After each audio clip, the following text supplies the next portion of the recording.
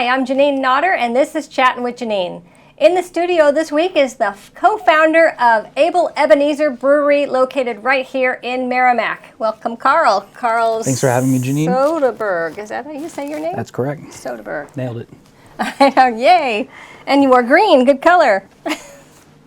So let me start by asking you, where is Abel Ebenezer located?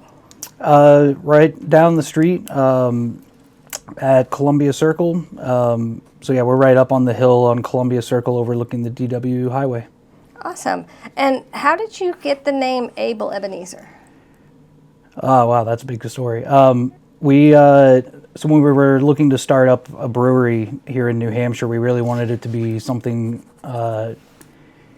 It really goes back to the Army. Because when we were in the Army, we drank a lot of beer and told a lot of stories, and so that was kind of the premise of our brand. Was we wanted to have a story behind every name that we put onto a beer brand, and especially onto the company. So we really wanted to find a local story that kind of resonated with our own personal military heritage, and we landed upon the story of Ebenezer Mudgett and the Pine Tree Riot of 1772. It was one of the key events leading up to the American Revolution. It was back during the 1700s. Pine or timber in general was considered the oil of the day. And they had a law in New England that said any tall white pine tree, once it grew greater than 12 inches in diameter, it ceased to be your property and was officially property of the king. And Ebenezer Mudgett was a mill owner in Ware, New Hampshire, who ended up leading the Pine Tree Riots over this law, this controversial law. And long story short, they ended up getting away with it after they had been arrested and turned over to the English court system. It was actually the judges here in New Hampshire that let the men go free. So that made national news up and down the colonies, and kind of started a domino effect of civil disobedience against the British leading up to the American Revolution. I'm impressed. I'm impressed you know this history. Oh yeah, it's like the pine tree became the first symbol of the colonies when the siege of Boston was going on. The battle flag of New England, which is now known today as the flag of New England, was a pine tree flag, and that was kind of a nod to the men of New Hampshire who fought against the British over their pine trees. Wow. There's an award that's given out by, I think it's Americans for Prosperity, and they look at our voting records. I'm a state representative, and if you vote the way they like, you get the John Stark Award, and then if you missed a couple, you had a different voting, you get the Ebenezer Mudgett Award, and it's got a pine tree in the background. So it goes back to that history. I'm glad the history is still alive, because it was kind of when we first opened, it was a story that most people, even around here, had never really heard of before. It's just one of those stories that kind of gets lost in the noise of history. But I'm glad that, the Ware Historical Society and the New Hampshire Historical Society have done a great job of keeping it alive. I just gave a speech a couple months ago at Toastmasters on Paul Revere, and I said, oh, as a side note, though, the revolution actually started in New Hampshire with the Pine Tree Riots, but that's a speech for another day. And it's true. And there was one time at your brewery that I picked up a little book about the Pine Tree Riots. Do you still have those?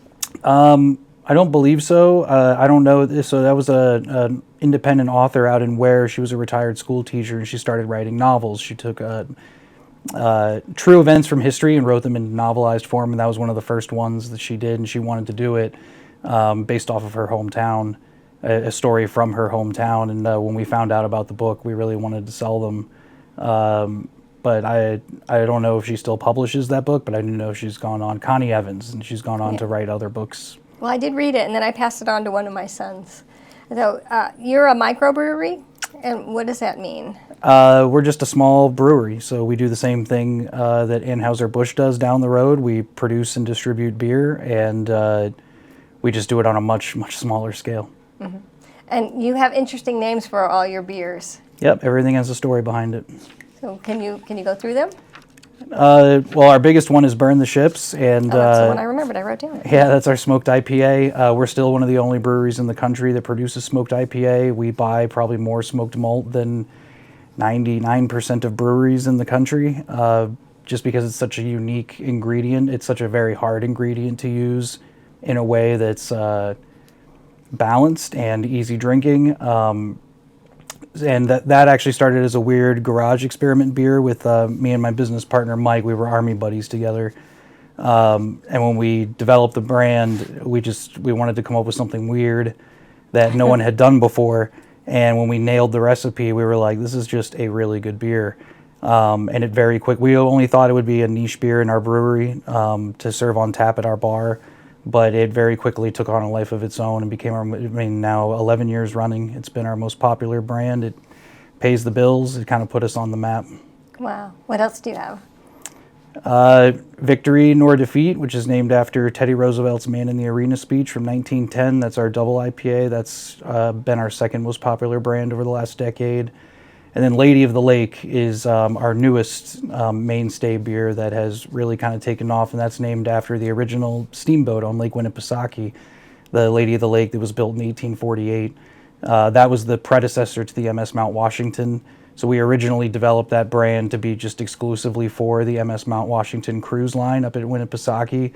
And then the beer just kind of picked up steam around the Lakes region, and now it's very quickly becoming, it's our fastest growing brand right now. This time of year in the summer, it's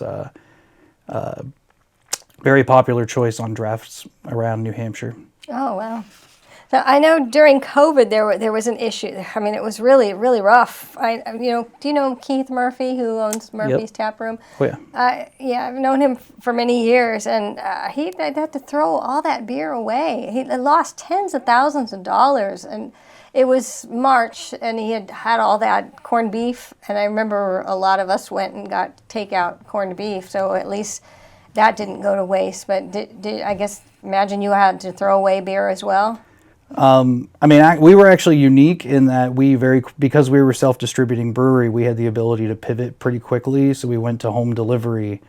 We were actually buying back kegs from restaurants and hooking them up to our canning line and converting them into cases of cans, 5 cases at a time, and then taking orders through our website and running 4-packs initially around Merrimack and the bordering towns, and then very quickly to a pretty large chunk of southern New Hampshire from Nashua up to Manchester. So we actually had a very busy COVID time specifically because of that. But I think the biggest benefit for us was being able to keep our entire staff on board. We didn't have to lay anybody off. And that's paid dividend. We still have the same core team today that we had back when the lockdowns came in 2020, and that's been a huge boost for us in the years since. So I remember the home delivery. That was a COVID procedure, and I don't remember if it was former Representative Bob Healy or Bill Boyd. We put in a bill to help you to be able to continue that, and I don't remember what happened with it because it's been a while now. Yeah, it kind of after a couple years after COVID, that all kind of faded away, and they added requirements onto it that just didn't make sense to us from a business standpoint. And plus, the home delivery just started to slow off quite a bit once everything started reopening in full, which I think is probably the way it should be. Do you have days of the week that are busier than others? Fridays are always the busiest, but I feel like it's that way everywhere in hospitality. You have trivia on Tuesdays. That's always fun. That's probably our second busiest night of the week. Every Tuesday night we do trivia at the bar. My business partner Mike hosts it. He's been hosting it now for a couple of years, and I think he might be the best trivia host in southern New Hampshire. He does a really good job. Well, my future daughter-in-law is also a trivia girl, so I have to... So her name's Amanda. You may have heard of her. Oh, yeah. Yeah, she does a good job, too. But we like Mike. You're Carl. We like Mike as well. So the winner gets a gift card, and then whoever comes in second gets to pick the theme for the following week. Correct. Is that still? Yeah, we have a lot of teams that always compete to try to come in second. Yes. Yeah. Well, we came in second a few times, and I asked for MASH. So the Little Rascals. There's things that are like, what do I know? I know things from, because the mind works. Things from the past. That's what you remember more clearly than yesterday. And it gives you a competitive edge over the younger crowd. Yes. I know nothing about MASH. No, you know, yeah, No. well, when we had the Little Rascals, it was a girl who was doing the trivia. And the last question, I put all my points down on that last question, and I didn't know the answer. Like, oh, now I do. Now I remember it. It was like, what did the kids witness, and or see, or it was they witnessed a murder. I don't. That was the answer, but I don't remember the question. So, I Love Gotta gamble. Lucy. That was one of mine. So that's what I. It's a great show. Yeah, and my kids, they come for Star Wars. And how long do you have to go before you can repeat a category for trivia? I don't know if there's a rule. I don't think it's come up before. It was at least a year, and you have a lot of regulars. Yes, we do. Yeah, because when we go, Our regulars keep us going. Mm-hmm. Yeah. And you're right by Billy's Pizza. So if somebody orders a pizza, they'll just run it up. drive around the corner to deliver it, or do they just If there's walk snow, up the they'll hill? drive it up the hill. If there's not, then we have a little walkway. They just stroll up the hill and deliver. Yeah. They've been awesome neighbors for the last 11 years. Yeah. Yeah.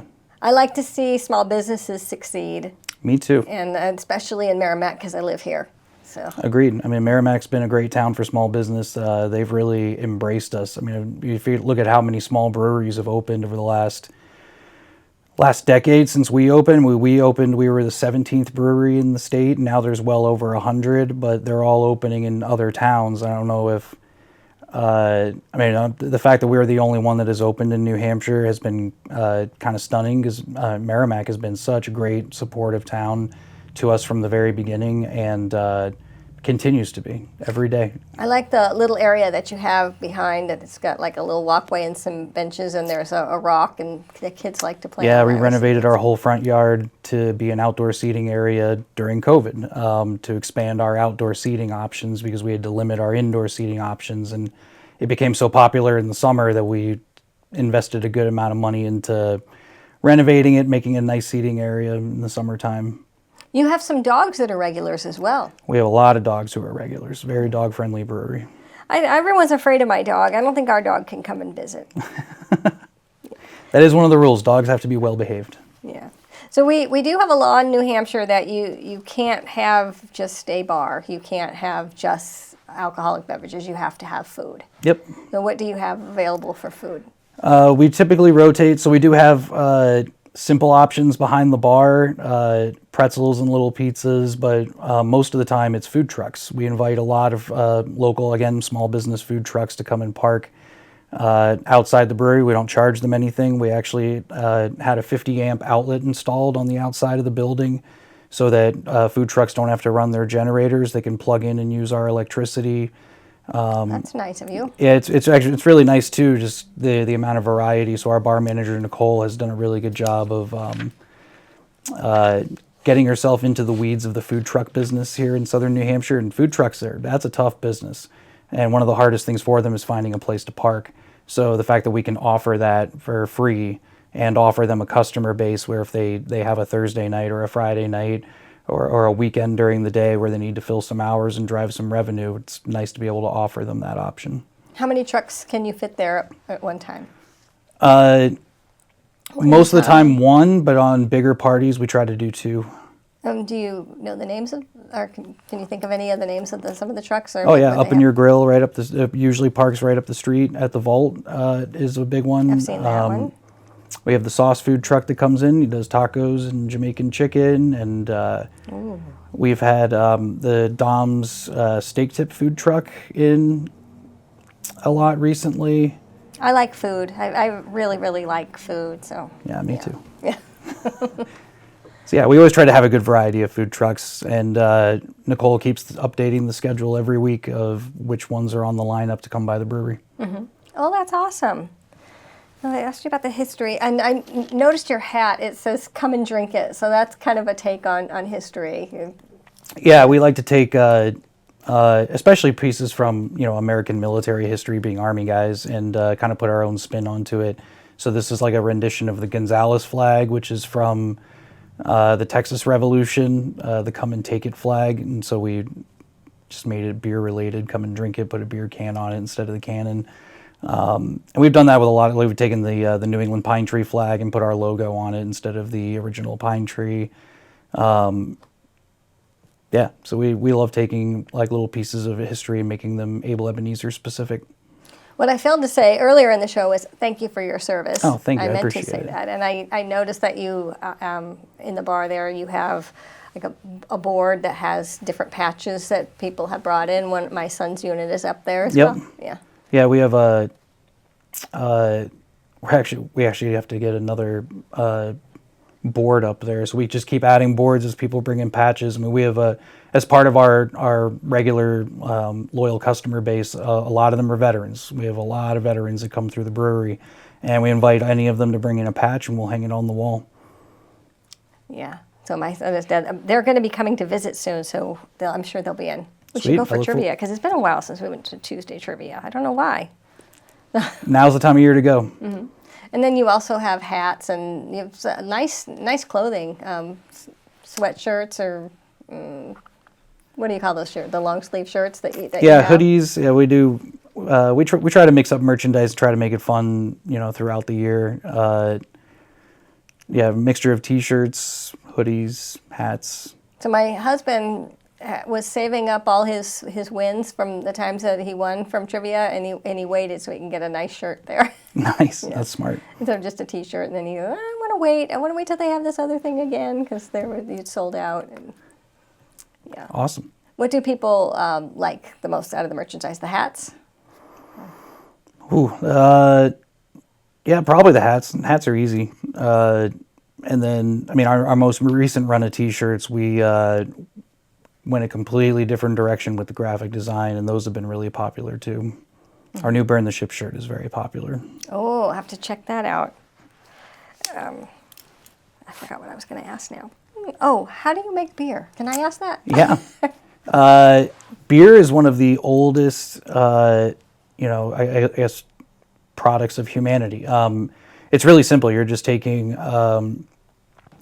some type of carbohydrate and you're steeping it into water, and then typically with heat, and then you're fermenting those sugars just using yeast, and the yeast converts the sugar into alcohol and CO2, and that's what makes beer beautiful and bubbly.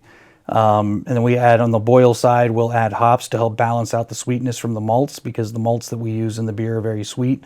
Like pre-fermentation, the solution that you're putting into the fermenter really just tastes like sugar water. It's very sweet and thick and viscous, but as the yeast feeds on the sugars, it starts to dial down the sweetness and dial up the ABV, and then just the bitterness from the hops adds a really nice balance to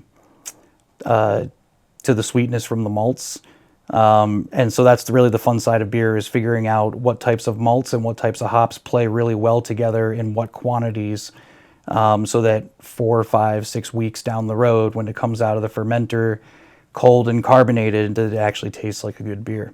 And you and Mike developed these formulas yourself? Yep. Wow. How long did it take you to get just the right recipe for Burn the Ships? A long time. I mean, the first 3 batches we brewed in the garage were undrinkable. But we just kept at it and kept tweaking the balance. And that's the challenge with beer, is like when you're cooking in your kitchen, you can add a little bit of a spice, stir it in, taste it in real time, make a decision, add something else.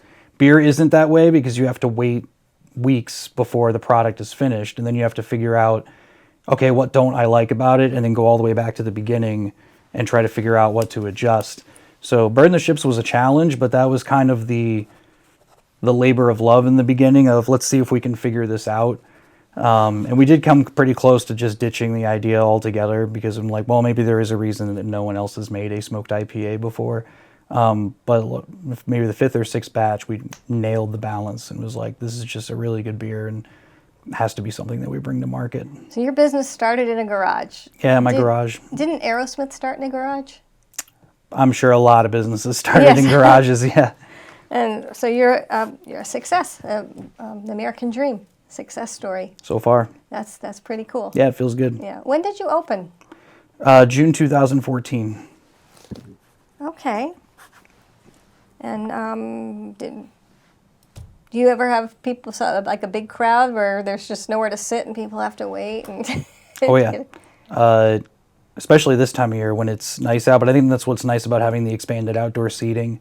is it really does triple our capacity. It allows people to spread out more. But I mean, this is the time of year that people want to be outside and have a beer with friends and enjoy the sunshine. I mean, you can't beat a summer in New England, and part of that is just being able to get outside. So yeah, we do get pretty busy, especially when we're doing events. But even just on a normal Friday night with a food truck, nothing special going on. It's just a really nice place to hang out and chill, and I think people dig that.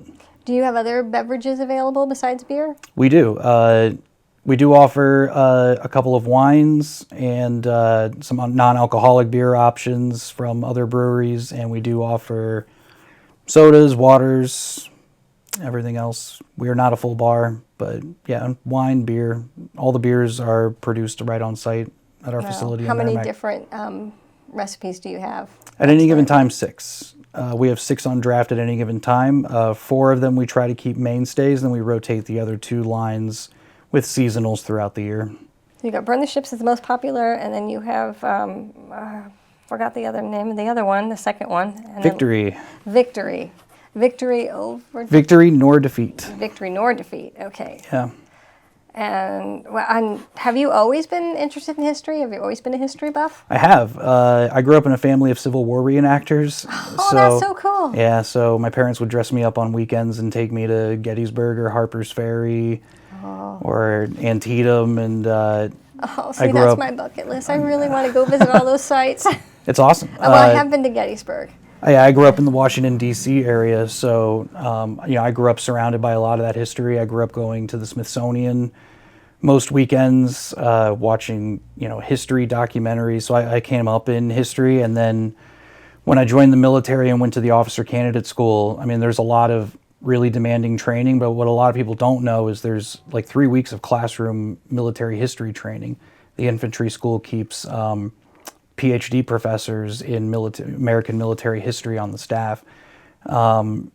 So that's really kind of what got me down the rabbit hole of those smaller history stories. Like everybody's heard of, the Boston Tea Party or the battles of Lexington and Concord. But a lot of people don't know about the little events that happened leading up to that and really what set conditions for those larger events to happen. And the infantry school teaches that to its military officers. So I got a really deep dose of that at the officer candidate school, and then that's just carried with me anywhere I've lived. I mean, I've lived all over the country with the military, and I've always kind of fallen into whatever the local history is in that area. So I love history myself, and Civil War is one of my favorite eras to read about. What generals do you prefer? I mean, do you read up on and I was a big fan of General Sherman, a very bold military commander, understood what he was actually, like who his enemy actually was and how to win the fight. Obviously, General Grant, brilliant tactician, and also a very compassionate commander. Big fan of the Civil War history. I mean, that's what I grew up with. But living up here for the last 15 years since I got out of the military, I've really fallen into the Revolutionary War history because that's really what we have here in our backyard. Yeah, we used to have a historian that lived in Merrimack, and he wrote some books. I have one of his books that has the list of all the names of the New Hampshire people that fought in the Civil War. Oh, yeah, and the New Hampshire Historical Society up in Concord maintains all of that, all the rolls going all the way back to pre-Revolutionary War. Have you seen the flags in the State House? Oh, yeah. Yeah. I mean, they've been shot at, on fire, covered with blood. That's one of the best brains. collections of historic battle flags in the country, is up at the State House. Mm-hmm. Yeah. Yeah. And you know Jason Osborne, our majority leader? Yep. I work for him. He's a cool dude. Yes, he is, and he likes history as well, I believe. I think it's important. I mean, history is one of those things that it's really cool stories that actually happened, and those history stories provide context for where we are today. So I think that's why history is really important. I love telling the stories, especially over a beer. And those who forget the past are condemned to repeat it. True. So I'm not sure when this episode will air, but today is 6:03. So 6:03 day. Happy 6:03 day. Yep. That's June 3rd.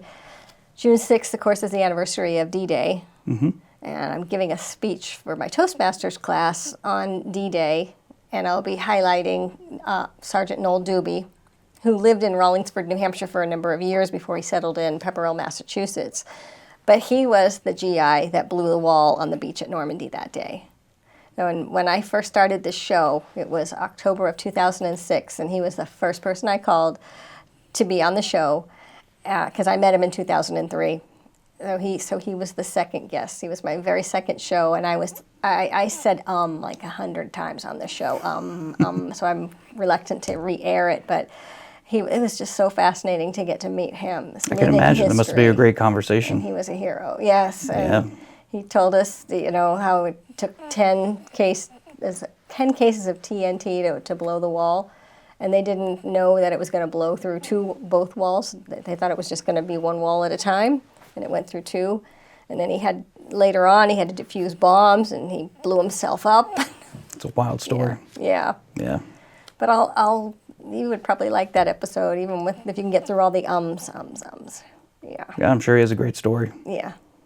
Well, we're about out of time, but thank you, Carl, for being on the show. It was nice thank you. I chatting really with you. appreciate it, Jeanine. Yeah. And I'll be seeing you. We'll be in for trivia. I look forward to it. Okay. Thank you. And thank you for watching.